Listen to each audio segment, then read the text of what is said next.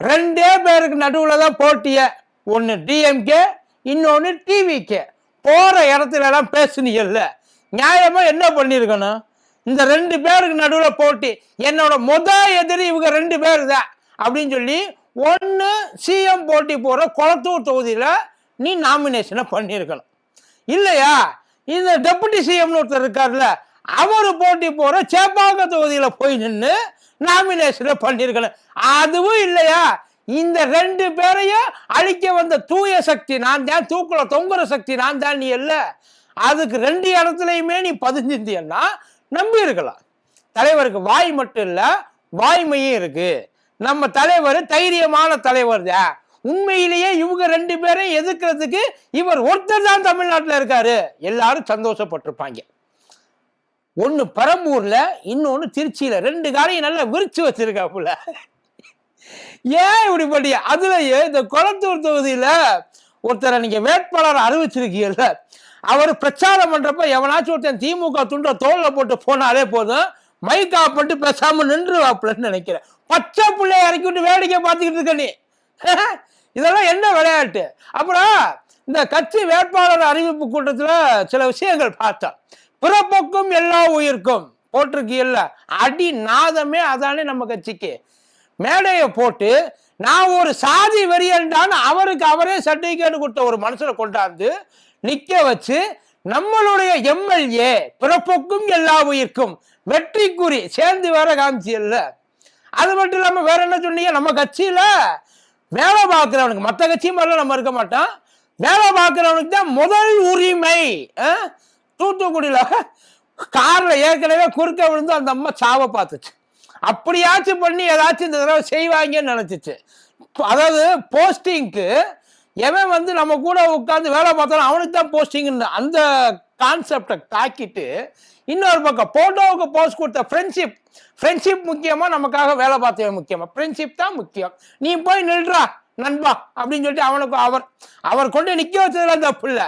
ஆனா அவரை காட்டிலும் வேற யாரும் தூத்துக்குடியில ஆள் இல்லை கொண்டு அவரை நிக்க வச்ச பத்தியெல்லாம் ரைட்டு, எவ்வளவோ இருந்துட்டு போட்டு, இதெல்லாம் ஒரு பக்கம் போகட்டும். இங்க ஐயா பழனிசாமிக்கு இந்த தடவை கண்டிப்பா எலெக்ஷன்ல நல்லா ரெண்டு பெரிய வாழை பூவா எடுத்து காதுல தொங்க விட்டு ஆளுக்கு வெளியே அனுப்புறதுக்காக கொங்கு கண்ட்ரி காத்துக்கிட்டு கிடக்கா. பாப்போமா?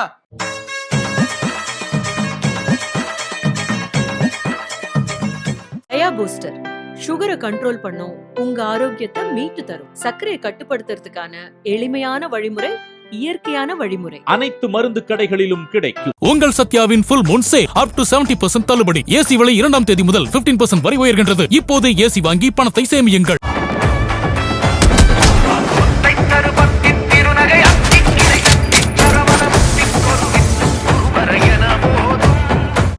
வணக்கம், இது மதியம் தர்பார்.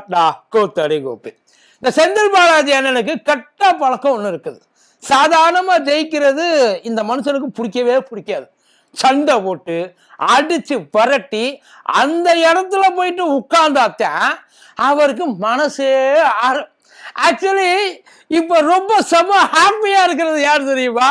எம்ஆர் விஜயபாஸ்கர் அண்ணனுக்கு இப்பத்தான் வயிறு கொஞ்சம் சரியா இருக்கும் போல. ஒரு 3 நாளா அண்ணன் வயிற்றுக்குள்ள ஒரு 3ஆம் உலக போரே நடந்திருக்கு. எப்ப அண்ணன் செய்தி கேட்டாரோ, செந்தில் பாலாஜி கரூர்ல இருந்து கிளம்புறாரு அப்படின்ற செய்தி கேட்டாரோ, அப்பத்தான் பாடிக்குள்ள உசுறு ரிட்டர்ன் ஆயிருக்கு. உள்ளுக்குள்ள மறுபடியும் ரீஎன்ட்ரி கொடுத்துருக்கு. அப்பாடா, நம்மள இந்த தடவை விட்டுட்டாங்கடா அப்படின்ற ஒரு நினைப்பு அவருக்கு. ஆனா அங்கேருந்து நினைமா சொல்றாங்க, பாஸ்கர் ஸ்கெட்சு உனக்கு இல்ல பாஸ்கர், ஸ்கெட்சு கொங்குக்குத்தான், மொத்தமா தூக்கி கொண்டு போய் அங்க வைக்கணும்னு ஏற்கனவே முடிவு பண்ணிட்டாளா. ஆனா உண்மையில எல்லாரும் என்ன, ஏற்கனவே செந்தில் பாலாஜி இதை மறுத்தாப்புலைய. எப்படி? நான் கரூர்ல தான் போட்டி போடுவேன் ஏற்கனவே கேட்டதுக்கு சொன்னாங்க. அதனால எல்லாரும் அசால்ட்டா கடைசி நேரத்தை தூக்கி அடிச்சிருக்காங்க. ஆனா கரூருக்கு விட்டுட்டு, அதாவது ஹோம் கிரவுண்டு விட்டுட்டு நின்னா அங்க இருக்கிறவங்க உண்மையில கரூர்ல இருக்க திமுக காரங்க டிசப்பாயிண்டட்.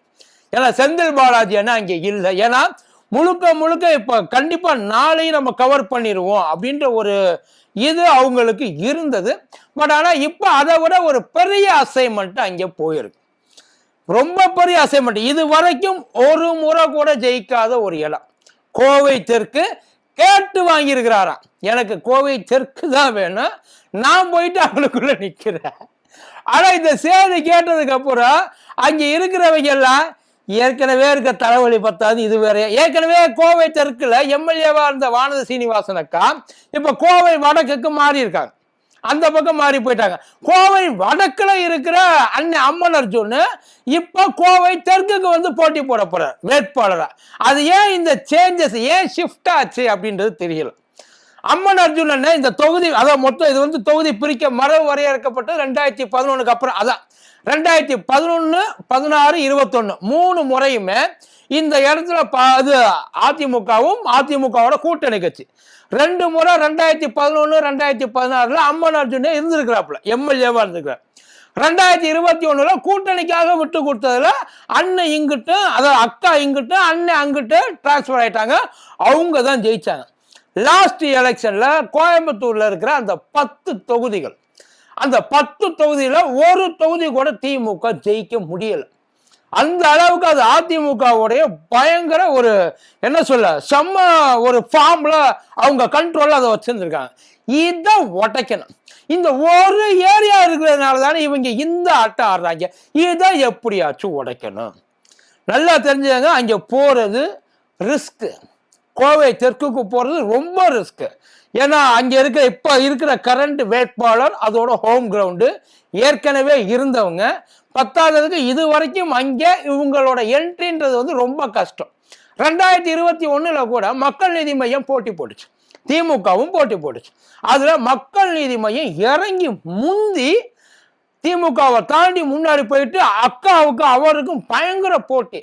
ஒரு ஜஸ்ட் மிஸ்ல அவர் வந்து அந்த வாய்ப்பை வந்து நழுவ விட்டார்னு வைங்க. உண்மையில ஜஸ்ட் மிஸ் தான், செம்ம பெர்ஃபார்மன்ஸ். எல்லாரும் வந்த பூஸ்ல பயங்கரமா அவருக்கு ஓட்டு போட்டாங்க. இப்ப மறுபடியும் வானதி அக்கா அந்த இடத்துல நிக்க முடியாது. ஏன்னா வானதி அக்கா வெளியில நிறைய வாய் பேசலாம். அதாவது நாங்க இந்த தொகுதிக்கு நான் நிறைய பண்ணியிருக்கேன், இந்த தொகுதி மக்களுக்கு நான் நிறைய பண்ணியிருக்கேன், இந்த தொகுதி மக்கள் என்னை இந்த ஒரு வரப்பிரசாதமா பாக்குறாங்க இந்த வானதிய அப்படின்ற மாதிரி நிறைய பேசியிருக்கலாம். உண்மையை சொல்ல போனா அவங்களுக்குள்ள ஒன்றும் பண்ணல, வெறும் பில்டப்பு மட்டும்தான் அவங்களுக்குள்ள நடந்திருக்கு. இல்லைன்னா அவங்க இந்த தொகுதியை விட்டு அந்த தொகுதிக்கு ஏற்கனவே ஜெயிச்சுட்டு இருந்த ஒருத்தரை தூக்கிட்டு அந்த தொகுதிக்கு இவங்களை கொண்டாந்து உட்கார வச்சு அவங்கள ஜெயிக்க வச்சு இப்ப மறுபடியும் அந்த தொகுதியிலேருந்து இன்னொரு தொகுதிக்கு அவருக்கு காண்டாகுமா ஆகாத, எப்ப பாரு ஏன் பின்னாடியே வர்ற, ஏன் அங்கேதான் உனக்கு தான் உனக்கு கொடுத்தாங்க, அங்க மறுபடியும் நின்று ஜெயிச்சுக்கையா சொல்லுவா. இல்ல சொல்ல முடியலனால, ஏன்னா அவர் அங்கே ஒர்க் பண்ணியிருப்பார்ல, என்னென்ன பண்ணியிருக்கணும் இது வரைக்கும் அந்த லிஸ்ட் வந்திருக்கிறாரு. ஆனா அவர் என்ன சொல்லி கன்வின்ஸ் பண்ணாங்கன்னு தெரியல, கன்வின்ஸ் பண்ணிட்டாங்க. அவரும் சரி வாங்க சீட்டை மாத்திக்கலாம் அப்படின்னு சொல்லிட்டு இவங்க அங்கிட்டு அவங்க இங்கிட்டும் போயிட்டாங்க. இப்ப புதுசா உள்ளுக்குள்ள இறங்குறதுக்கு செந்தில் பாலாஜி நீங்க இங்க பண்ணது போதும், நீங்க இதையும் பார்த்துக்கிட்டு நீங்க இனிமே அங்கே போங்க. செந்தில் பாலாஜி ரிக்வெஸ்ட் பண்ணி ஓகே கோவைக்கு போற, அவர் கோவைக்கு போறது மட்டும்தான் அவரோடது. கோவையை தாண்டி அதுல எந்த இடத்துல அப்படின்றது அவர் தான் டிசைட் பண்ணியிருக்கார். கோவை தெற்குக்கு போகலாம். கோவை தெற்கு it's heart of the city. ஏன் அதை சூஸ் பண்ணாங்கன்றது இருக்கு. அதான் அதை சுற்றி தான் ரயில்வே ஸ்டேஷனு, பஸ் ஸ்டாண்டு, இது கலெக்டர் ஆஃபீஸு, கமிஷனர் ஆஃபீஸு இருக்கிற எல்லா மெயின் திங்ஸும் அங்கே தான் இருக்கு. ரெண்டாவது கோவை தெற்குன்றது ஒரு ரொம்ப சின்ன தொகுதி கம்பேரிட்டிவ்லி, வெறும் 19 வார்டு, வெறும் 19 வார்டு. என்ன சொல்லினாலும் அதை ரொம்ப சுற்றினா அதில் ரொம்ப இப்போ இந்த ஒரு கரூர் எடுத்துட்டோம்னா அந்த 4 தொகுதியை சுற்றி வந்த மனுஷனுக்கு கோவை தெற்குன்ற அந்த ஒரு சின்ன தொகுதி, அதுக்கு மட்டும் அவங்க பண்ணல. அந்த எஃபெக்ட் சுற்றி எல்லா இடத்துலையும் இருக்கும். அவரால் இது அத்தனையும் மானிட்டர் பண்ணப்படும். இந்த கோட்டைன்னு சொன்னாங்க பார்த்தீங்களா, அந்த கோட்டைக்கு நடுவுல வந்து ஒரு பாம்பை வச்சு பொழக்கிறதுக்கு ரெடியா இருக்கிறத சென்றா எந்த இடத்துல வச்சா எல்லா இடத்துலையும் எஃபெக்டா இருக்கும் அப்படின்றதுக்காகத்தான் அவரை கொண்டு போயிட்டு அவங்களுக்குள்ள இப்போ உட்கார வச்சிருக்காங்க. அவர் ஆல்ரெடி ஏற்கனவே அந்த இது உள்ளாட்சி எலெக்ஷன் இருக்குல்ல, அந்த உள்ளாட்சி எலெக்ஷன்ல இறங்கி நின்று வேலை பார்த்த ஸ்வீப் அவுட், அது அப்பயே வந்து தலைமை டிசைட் பண்ணியிருக்கோம் நியாயமா. இவரை இத்தனை நாளா நம்ம மிஸ் பண்ணிட்டோமே, நாம இவரை இந்த முறை எப்படி யூஸ் பண்றது, கண்டிப்பா கொண்டு போய் நல்லா கேட்டுங்க. ஒரு தொகுதி முக்கியமா அந்த தொகுதியை ஜெயிச்சுட்டா முடிஞ்சிச்சுன்னு அர்த்தம். இப்ப அங்க போறதுக்கு நிறைய ரிஸ்க் இருக்கு. ஏன்னா நிறைய சொல்லுவாங்க இவர் கோயம்புத்தூர்காரர் கிடையாது, இவர் அசலூர்காரரு, இவர் இங்க இருக்க மாட்டாரு, இவரெல்லாம் நீங்க பார்க்கவே முடியாது. நீங்க 5 வருஷமா அங்கேயே உட்கார்ந்துக்கிட்டு என்ன வேலை பார்த்தீங்களோ அவர் அவங்களுக்குள்ள 5 வருஷமா இல்லாமலே அந்த வேலையை அவர் பார்ப்பார். அவர் அதை தொகுதிக்குள்ள போய் கேட்டு பார்த்தா தானே அவரை பத்தி தெரியும். அவர் இது வரைக்கும் எந்தெந்த அளவுக்கு எடுத்து வச்சிருக்காங்க, தொகுதி எந்த அளவுக்கு டெவலப் பண்ணியிருக்காரு கம்பாரிசன் பண்ணுவாங்களா இல்லையா? அவரை பத்தி நீங்க ஏன் சார் பயப்படுறீங்க? இப்ப என்ன ஒரே பிரச்சனைனா, இப்ப இவருக்கு ஆப்போசிட்ல ஒரு பெரிய படையே நிக்குது இறங்குறதுக்கு. இப்ப எஸ்பி வேலுமணி என்ன வருவாரு, வானதி அக்கா வருவாங்க, அண்ணாமலை அண்ணா வருவாரு, இப்ப அம்மன் அர்ஜுன் அண்ணா வருவாரு, ஐயா இபிஎஸ் வருவார், எல்லாரும் வருவாங்க. அவங்க அத்தனை பேரையும் இறங்கி நின்று ஒத்தாளா உட்காந்து சமாளிக்கணும். அது முழு பொறுப்பை இறக்கி அங்கனக்குள்ள திமுக அவருக்கு கொடுத்துருக்கு. சார் நீங்க என்ன வேணாலும் செய்யுங்க, எப்படி வேணாலும் செய்யுங்க, ஆனா மக்கள் நமக்கு நல்ல கேட்டது. கடைசியில மக்கள் தான் ஓட்டு போகணும். இப்பவே கதற ஆரம்பிச்சிட்டாங்க. ஏற்கனவே கரூர்ல கதறாங்களே எம்ஆர் விஜயபாஸ்கர்ல, அதை அறிவிச்சதுக்கு உடனே பட்டியை கட்டிட்டாங்க சொன்னாங்களா இல்லையா? சொன்னதுக்கு அப்புறம் இப்ப அவர் நல்லா நினைச்சு பாருங்க, யாரோ ஒருத்தருக்காக இவர் உட்கார்ந்து இங்க பட்டியை கட்டிக்கிட்டு இருப்பாரா? இல்ல அவருக்கு இது தெரியாதா? இல்ல திடீர்னு 2 நாள்ல மாத்தி விட்டுருவாங்களா? அப்படிலாம் கிடையாது. கண்டிப்பா அதை பேசியிருப்பார். அப்படி பேசுறப்ப அந்த அதே அலறல் சத்தம் இப்ப அதுக்குள்ளேயே அவங்களுக்குள்ள கேட்க ஆரம்பிச்சிருக்கு. அம்மன் அர்ஜுன் நான் 50,000 வாக்கு வித்தியாசத்துல ஜெயிப்பேன். எது நீங்களே போயிட்டு ஓட்ட போட்டுக்கிற மாதிரி 50,000 ஓட்டு? எனக்கு புரியல. அந்த இதான பிக் பாஸ் காம்படிஷன் என்ன? ஆளுக்கு 50,000 ஓட்டுல ஜெயிக்கிறதுக்கு என்னென்ன விளையாடுறீங்க? இப்ப அது அங்கனுக்குள்ள இருக்கிற வானதி அக்கா கிரேட் எஸ்கேப், ஜஸ்ட் மிஸ். ஒருவேளை வானதி அக்கா அங்கனுக்குள்ள நின்று இருந்தாங்கன்னா இந்நேரத்துக்கு அடையாம அவங்க முடிவே பண்ணியிருப்பாங்க. எதுக்கு தேவையில்லாம போட்டியெல்லாம் போட்டுக்கிட்டு. அதுக்கப்புறம் ஆனா டஃப்பான காம்படிஷன் தான்.